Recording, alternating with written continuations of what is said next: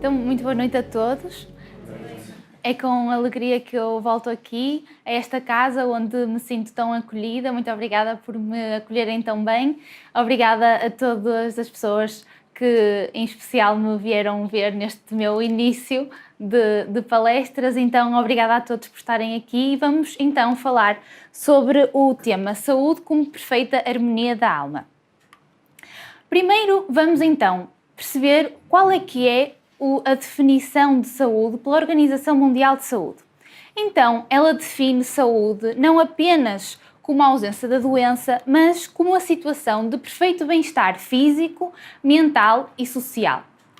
O que vai um pouco de encontro também à definição de Emmanuel de saúde, em que nos diz que a saúde é a perfeita harmonia da alma. Então é isto que nós vamos tentar um pouquinho perceber durante a nossa palestra de hoje. Como é que a harmonia da alma no espírito se plasma através do perispírito no corpo físico, gerando saúde. Então é isso que nós vamos tentar perceber um bocadinho melhor hoje, ver se é assim ou se não. E para isso vamos ver o que é que diz o Espiritismo acerca disso, com os ensinamentos de André Luiz, principalmente no livro Evolução em Dois Mundos, e também com Emmanuel, principalmente no livro Pensamento e Vida. E depois vamos ver o que é que diz a ciência também acerca deste assunto, acerca da saúde como perfeita harmonia da alma, com cientistas como Candace Pert, Masaru Emoto, Kazuo Murakami e ainda outros que se seguirão. Então vamos começar por o que é que diz o Espiritismo acerca deste assunto. Em primeiro lugar, André Luiz define-nos e explica-nos o que é que são as células. E é precisamente pelas células que nós vamos começar. Então ele explica-nos que as células são animáculos infinitesimais que se revelam domesticados e herdeiros na colmeia orgânica, obedecendo ao pensamento simples ou complexo que lhes comanda a existência. Então nós, nesta primeira frase, vemos que realmente as células obedecem ao nosso pensamento e que todos os sintomas mentais influenciam as células em estado de mitose, estabelecendo fatores de desagregação, ou seja, o pensamento atua nas células através de vários mecanismos e ele consegue atuar nos mecanismos da própria célula. Então, esse veículo, que é o corpo físico, constituídos por bilhões de células, que definimos há pouco, ajustam-se aos tecidos sutis da alma, partilhando-lhes a natureza eletromagnética, tudo sob o comando de um único diretor, a mente.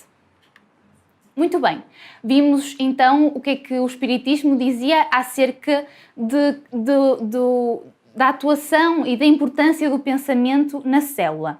Vamos agora passar para a parte da ciência. Será que a ciência corrobora com estes ensinamentos trazidos pela doutrina espírita?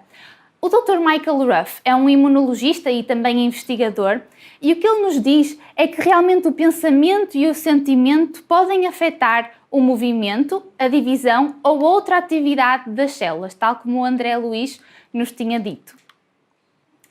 E podemos ir mais longe a investigações do Dr. Masaru Emoto acerca das experiências nos cristais da água. E o que é que ele fez? Ele pegou em 100 placas de Petri, que são assim umas coisinhas pequeninas, encheu com um bocadinho de água, congelou a menos 25 graus e depois, durante 24 horas, impregnou aquela água com palavras, por exemplo, obrigada, ou então vamos a isso, com paz, com verdade. E, por outro lado, noutras placas de Petri,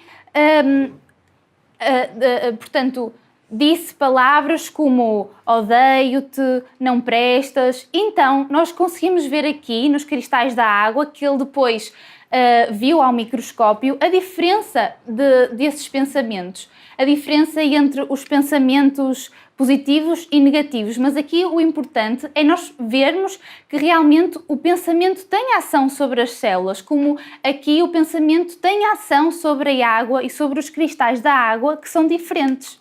Ou seja, corrobora a hipótese e o que André Luiz nos diz, que as células de facto obedecem ao pensamento simples ou complexo. Muito bem, até agora vimos que de facto as células são comandadas pelo pensamento, mas de que forma? E é isso que nós agora vamos tentar perceber.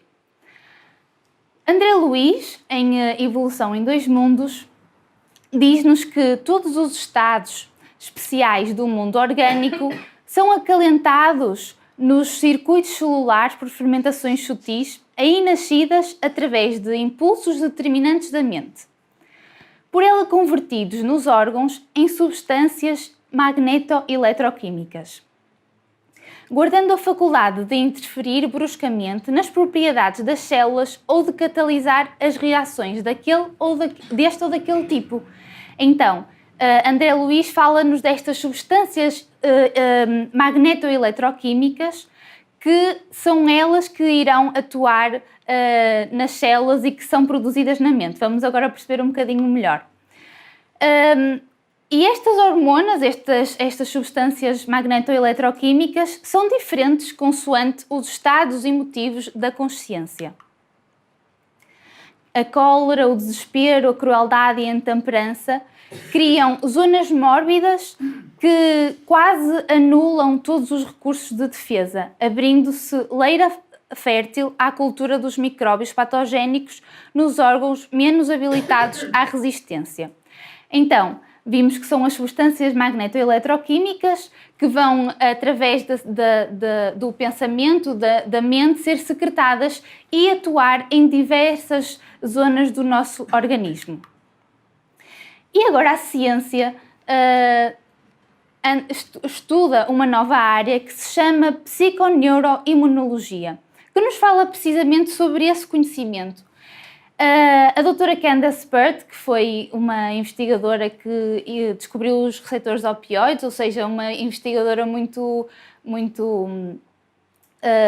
conceituada, passou o resto da sua vida a investigar sobre esta área, num livro que ela chamou Moléculas da Emoção, porque ela começou a investigar no sentido de perceber como é que eram as emoções, através de que mecanismo é que as emoções conseguiam atuar no corpo e a partir daí gerar ou não doença. Então a investigação dela, decorrendo da investigação dela, ela percebeu que existiam os neuropeptídeos que eram secretados pelo cérebro e que atuavam no sistema imune e no sistema endócrino, fazendo uma ligação entre eles. E o que é que nos relembra estes neuropeptídeos? Precisamente as substâncias magneto-eletroquímicas que André Luiz nos falava no livro Evolução em Dois Mundos. De facto, hormonas essas nascidas da impulsão mecânica da mente sobre o império celular. Então nós vemos que a ciência está-se a abrir para este conhecimento acerca das emoções e de como o pensamento pode influenciar estes três sistemas que interagem, o cérebro, o sistema endócrino e o sistema imune, propenciando ou não às doenças. Em mais um dos inúmeros artigos, eles explicam-nos que estes neuropeptídeos, que André Luiz nos falava como substâncias magneto-eletroquímicas, e os seus receptores ligam o cérebro, as glândulas e o sistema imune numa rede de comunicação entre o cérebro e o corpo, provavelmente representando o substrato bioquímico das emoções. E então este substrato, os neuropeptídeos, quer dizer que estão em constante comunicação com o sistema imune. E então eles parecem controlar a migração das células imunológicas, que são fundamentais para nos defendermos acerca principalmente das infecções. E então, este é sim o mecanismo através do qual a saúde ou a doença são gerados. E mais um imunologista desta vez nos responde que realmente as respostas comportamentais são sem dúvida a chave de ativação das vias neuroendócrinas e autonómicas, que modulam por sua vez o sistema imune, com implicações no aumento da suscetibilidade a várias doenças. Tal como o Emmanuel nos tinha dito, que de facto a cólera, o desespero, a crueldade e a intemperância impõem às células distonia, anulando quase todos os recursos de defesa. Ao gerar estes sentimentos em nós, como o Emmanuel nos diz, de facto nós quebramos ali uma barreira do nosso sistema imunitário. A nossa mente produz os tais neuropeptídeos que atuam no sistema imunológico e nos deixam então mais frágeis, percebendo então que a origem não são propriamente os micro-organismos, mas sim a suscetibilidade que nós criamos em nós mesmos através do nosso pensamento. E o imunologista Michael Ruff, mais uma vez, resume-nos tudo, dizendo que, de facto, é o estado emocional que é o principal agente que determina a capacidade da pessoa combater a infecção. Por fim, a doutora Candace Pert conclui que realmente não podemos continuar a pensar que as emoções têm menos importância do que propriamente as substâncias materiais ou físicas. Ou seja, de facto, o paradigma materialista está a começar a ter barreiras e temos de começar a entrar a ter em conta outros parâmetros, como a emoção, que vão explicar todos os fenómenos. Ao invés, devemos vê-las como sinalizadoras celulares, envolvidas nos processos de tradução de informação para a realidade física. Transformam literalmente a mente em matéria. Tal como o André Luiz nos tinha dito.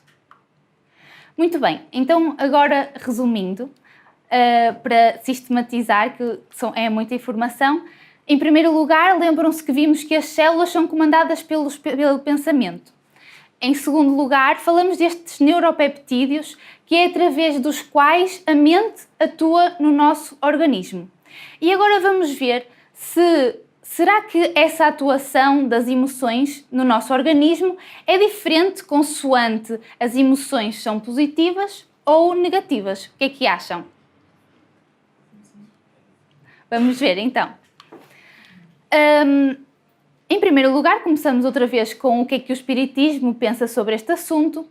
E quanto às emoções negativas, Emmanuel, em Pensamento e Vida, diz-nos que, de facto, todos os sintomas mentais depressivos influenciam as células.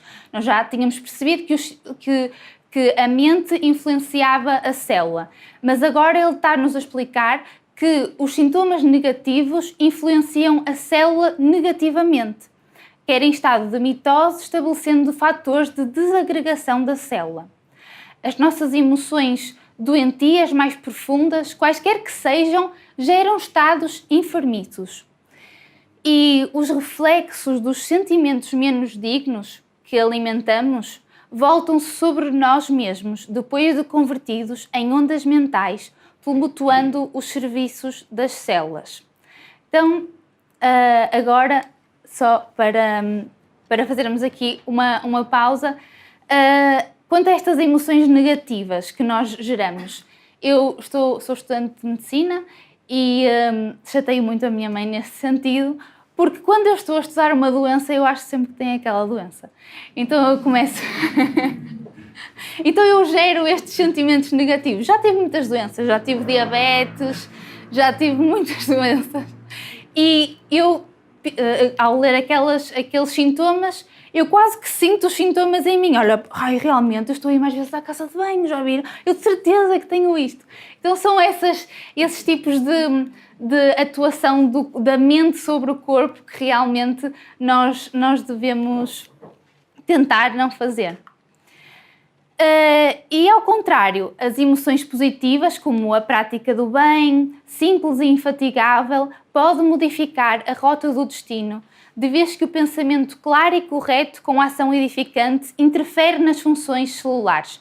E esta frase é muito importante, é muito esclarecedora acerca da importância dos bons sentimentos, a importância da prática do bem, da caridade, que é o nome do centro, porque esses sentimentos têm, de facto, repercussões nas nossas células, têm repercussões na prevenção, digamos assim, das doenças. E será que a ciência também corrobora nesse sentido, acerca da diferença dos sentimentos positivos e dos sentimentos negativos? Bem, acerca disso, Kazuo Murakami investigou muito este tema e escreveu um livro que se chama Código Divino da Vida, em que ele se apercebeu que os nossos genes não são imutáveis e alteram-se sim em resposta a diversos fatores. Digamos que estão equipados com um mecanismo liga e desliga, que pode ser acionado por uma atitude mental. E o que é isto de ser acionado por uma atitude mental? Pesquisas recentes demonstraram precisamente isso, que os nossos genes se podem desativar ou ativar consoante uma emoção positiva ou uma emoção negativa. Muitos estudos, por um lado, têm demonstrado os efeitos desfavoráveis da expressão génica devidos a fatores emocionais negativos, incluindo o choque, a ansiedade, o medo, a raiva e ainda o ressentimento. E ao contrário, foi também demonstrado que o riso, uma expressão de uma emoção positiva, influencia a mente e o corpo a nível celular e biológico, ou seja, emoções positivas induzem a expressão de genes que codificam os tais neuropeptídeos de que falávamos no início.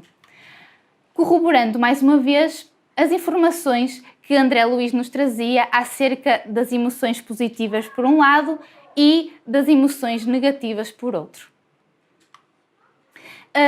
Têm sido feitas bastantes investigações neste âmbito e uma delas foi com a medição da glicemia depois do almoço, em que um grupo de pessoas eram expostas a uma comédia, ou seja, que se riam, que estavam felizes, que mostravam felicidade, e outro grupo expostos a emoções negativas, como a irritabilidade, a ansiedade, o medo ou a tristeza.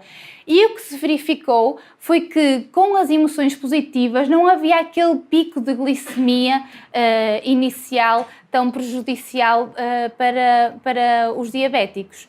Então, estes estudos estão a começar a provar que realmente as emoções positivas têm um papel, atuam de facto sobre a célula e sobre o organismo como um todo, através daquele triângulo que nós falamos, que é cérebro, sistema imune e sistema endócrino.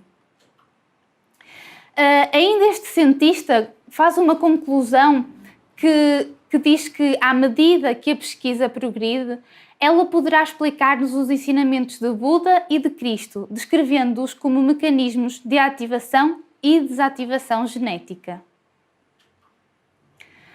Então, realmente concluímos e podemos concluir que a saúde, por tudo isto, não é, que nós vimos até agora, que a saúde é cada vez mais vista como uma perfeita harmonia da alma, e só com uma perfeita harmonia da alma é que conseguiremos ter a saúde que almejamos. E Emmanuel diz-nos que não nos esqueçamos assim de que apenas o sentimento reto pode esboçar o reto pensamento, sem os quais a alma adoece, pela carência de equilíbrio interior, imprimindo ao aparelho somático os desvarios e as perturbações que lhe são consequentes.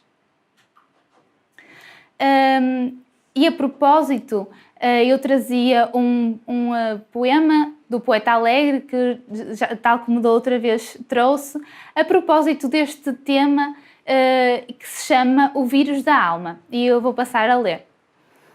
O vírus do egoísmo espalhou-se na sociedade, penetrou nos corações dos que desconhecem a bondade. A mágoa fez-lhe companhia, em tão funesta digressão, e o homem acabou combalido do coração. O orgulho apanhou boleia, com este duo tenebroso, penetrou-o no homem, tornando-o mais nervoso.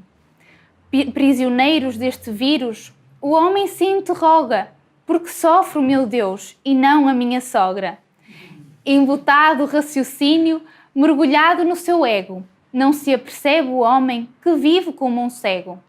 Tantos vírus achacam a nossa humanidade, que urge medicação que devolva a sanidade. Essa é fácil e barata de obter e tomar. Está no Evangelho, humildade a dobrar. Com fraternidade, humildade, simplicidade, matarás de uma só vez os vírus da ruindade. Desculpar, perdoar, amar são etapas a cumprir, se te quiseres espiritualizar e por dentro evoluir. Identificada a doença e o remédio jus, agradece ao médico que se chama Jesus. Então, eu acho que este poema resume muito do que realmente é saúde e do quanto os nossos estados emocionais têm repercussão sobre o nosso corpo, que nós já vimos e nós já lemos nas obras espíritas, mas vemos que cada vez mais tem a sua comprovação através da ciência.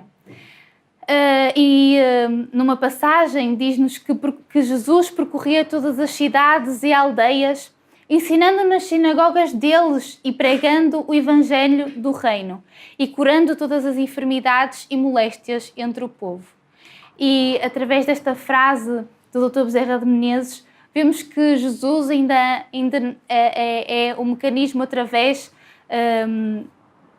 do qual nós atingimos a cura. Porque Jesus continua sendo o nosso divino médico, receitando o amor por solução das nossas dores, pois somente o amor é o remédio capaz de arrostar a doença do egoísmo para bem longe do nosso caminho.